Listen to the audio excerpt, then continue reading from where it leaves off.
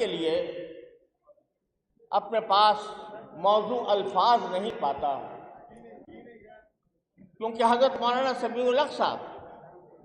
رحمۃ اللہ علیہ کے ساتھ میرا ایک طویل عرصہ محبت کا، پیار کا، الفت کا، ہمکاری کا اور ایک ساتھ مل کر دین کی خدمت کے عزم کا گزرا ہے۔ میں نے کسی زمانے میں ایک شعر کہا تھا کہ وہ جان کیا جو نہ ہو خرچ تیرے رستے میں، وہ جان کیا جو نہ ہو خرچ تیرے رستے میں، جو تیرے در پہ نہ بہہ جائے وہ لہو کیا ہے۔ وہ جان کیا جو نہ ہو خرچ تیرے رستے میں، جو تیرے در پہ نہ بہہ جائے وہ لہو کیا ہے۔ اور یہ میری اور ان کی مشترک خواہش اور تمنا تھی کہ اللہ تبارک و تعالی ہمیں ایک مجاہد کی زندگی اور شہید کی موت عطا فرمائے۔ اللہ تبارک و تعالی نے ان کی یہ آرزو اور ان کی یہ خواہش اور تمنا اس طرح پوری فرمائی کہ ہمارے کلیجے چھلنی ہو گئے، لیکن اللہ تبارک و تعالی نے ان کو شہادت کے اس عظیم مقام تک پہنچایا جو آج ہم سب کے لیے قابل رشک ہے۔ جب مجھے یہ خبر ملی تھی اور یہ خبر مجھ پر ایک بجلی کی طرح گری تھی، میں اس وقت خود بھی صاحب فراش تھا اور بے ساختہ میری زبان پر یہ شعر آیا تھا کہ قبائے نور سے سج کر لہو سے بابزو ہو کر، قبائے نور سے سج کر لہو سے بابزو ہو کر وہ پہنچے رب کی خدمت میں کہ کیسے سرخ روح ہو کر۔ تو اللہ تبارک و تعالیٰ نے ان کو یہ مقام بخشا۔ زندگی ان کی دین کی خدمت میں گزری۔ خدمت دین کے جتنے شعبے ہیں ان شعبوں میں سے کسی بھی شعبے کو اٹھا کر دیکھ لیں، دین کی خدمت کا ایک شعبہ تدریس کا شعبہ ہوتا ہے، ایک تبلیغ اور دعوت کا شعبہ ہوتا ہے، ایک تحریر اور تصنیف کا شعبہ ہوتا ہے، ایک دین قیم کے زمین پر نافذ کرنے کی جد و جہد کا شعبہ ہوتا ہے۔ کوئی شعبہ ایسا نہیں ہے جس میں حضرت مولانا سمیع الحق صاحب رحمۃ اللہ علیہ نے اپنی زندگی کے اور اپنی جد و جہد کے انمٹ نقوش نہ چھوڑے ہوں۔ تدریس کو دیکھیں تو آج جو بڑے بڑے علماء ہیں، آج وہ لوگ جو علماء کی قیادت کر رہے ہیں اور ان کو علماء کا سرخیل سمجھا جاتا ہے، وہ سب بظاہر تقریباً سب مولانا کے شاگرد ہیں یا شاگردوں کے شاگرد ہیں۔ آج جتنے شیوخ الحدیث بیٹھے ہوئے ہیں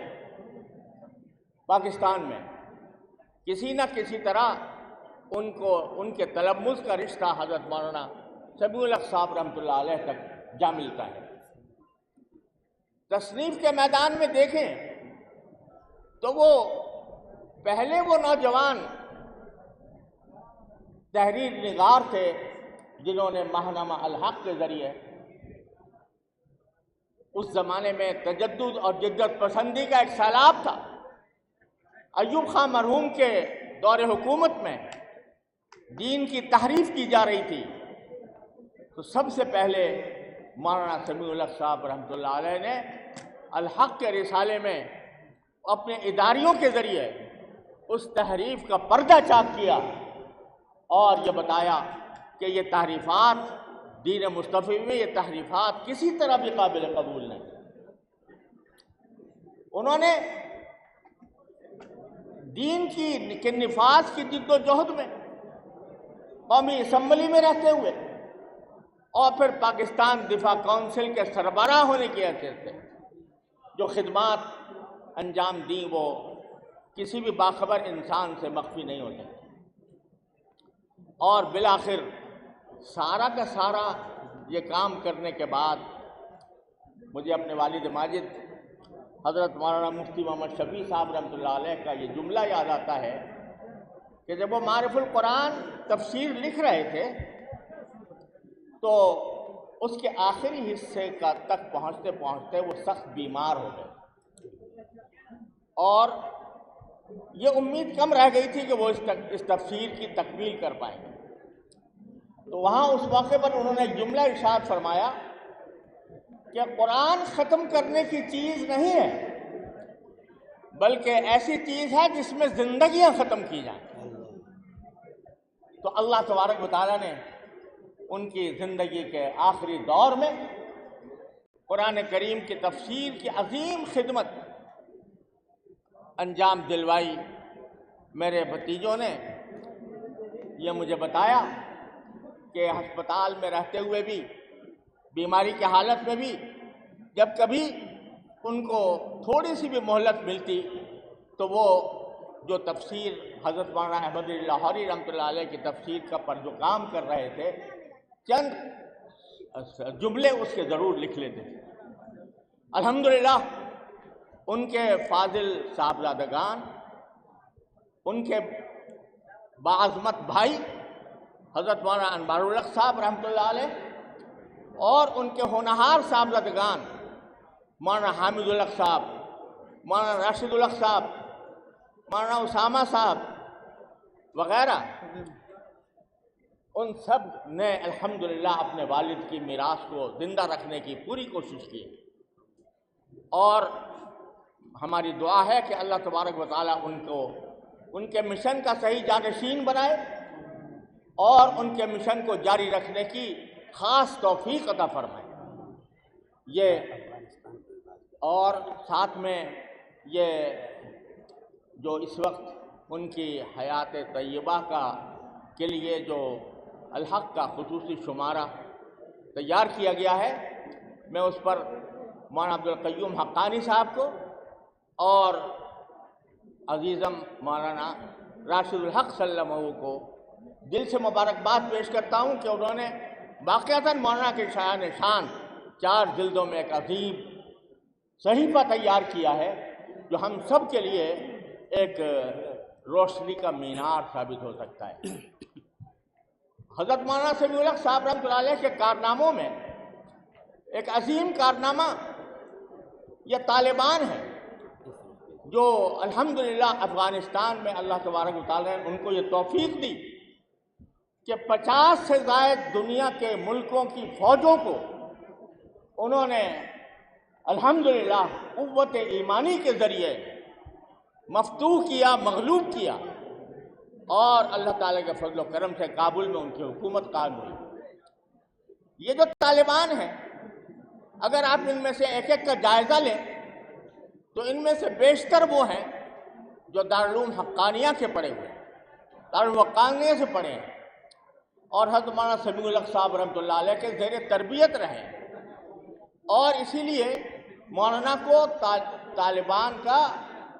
جد امجد کہا جاتا ہے، فادر آف طالبان، کیا ان کے والد کہا جاتا ہے، فادر آف طالبان، کیونکہ ان طالبان کی تربیت میں، ان کے اندر روح جہاد پھونکنے میں، ان کی تائید اور نصرت میں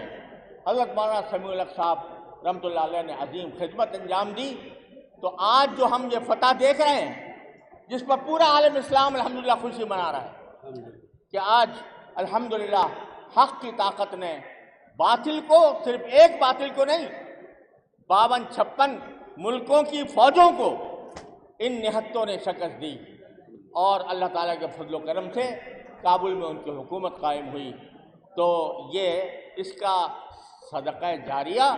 اور اس کا ثواب بھی در حقیقت حضرت مولانا سمیع الحق صاحب رحمۃ اللہ علیہ کے کھاتے میں ہے اور ان کے نامہ اعمال میں ہے۔ اللہ تبارک و تعالیٰ اس کا بہترین اجر انشاءاللہ ان کو وہاں عطا فرمائیں گے۔ وہ خود بھی شہید ہوئے، شہیدوں کی سرپرستی بھی کی، شہیدوں کی دیکھ بھال بھی کی اور شہادت کا عظیم مقصد لوگوں کے سامنے پیش کر کے لوگوں کو اپنی جانیں اللہ کی راہ میں قربان کرنے کی دعوت دی۔ الحمدللہ آج ہم طالبان کی فتح کی شکل میں اس کے نتائج دیکھ رہے ہیں۔ بس ضرورت اس بات کی ہے کہ جس عزم و ہمت کے ساتھ، جس اخلاص کے ساتھ، جس للہیت کے ساتھ حضرت مولانا سمیع الحق صاحب رحمۃ اللہ علیہ نے دین کے خاطر جد و جہد فرمائی اور دین کی خاطر ہی سارے کام کیے، ان کو اگر چاہتے تو دنیا کی بڑی سے بڑی دولتیں مل سکتی تھیں، ان کو پیشکشیں بھی ہوئیں، لیکن انہوں نے اپنے بوریے پر رہ کر، اپنے سادہ سے گھر میں رہ کر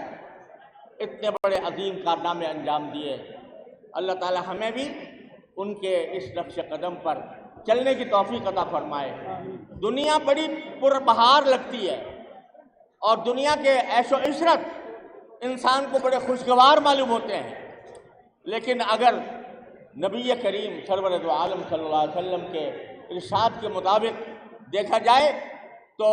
فرمایا کہ ساری دنیا جو ہے اللہ تبارک و تعالیٰ کے نزدیک ایک مچھر کے پر سے بھی زیادہ حقیقت نہیں رکھتی۔ اگر مومن کے دل میں یہ احساس پیدا ہو جائے اور اس احساس کے نتیجے میں وہ اپنی آخرت کی فکر کرے اور اخلاص اور الہیت سے دین پر عمل بھی کرے اور دوسروں کو دعوت بھی دے، تو پھر اس کی دنیا بھی بہتر اور آخرت بھی بہتر۔ حضرت مولانا سمیع الحق صاحب رحمۃ اللہ علیہ کی حیات طیبہ میں ہمیں اس کی بہترین مثالیں نظر آئیں گی۔ یہ جو مجلہ تیار ہوا ہے 4 جلدوں میں، یہ اس لائق ہے کہ ہر مسلمان اور ہر طالب علم، مدارس کے طالب علم، کالجوں یونیورسٹیوں کے طالب علم اس کا مطالعہ کریں اور اس میں ان کی زندگی کے جو مختلف پہلو بیان ہوئے ہیں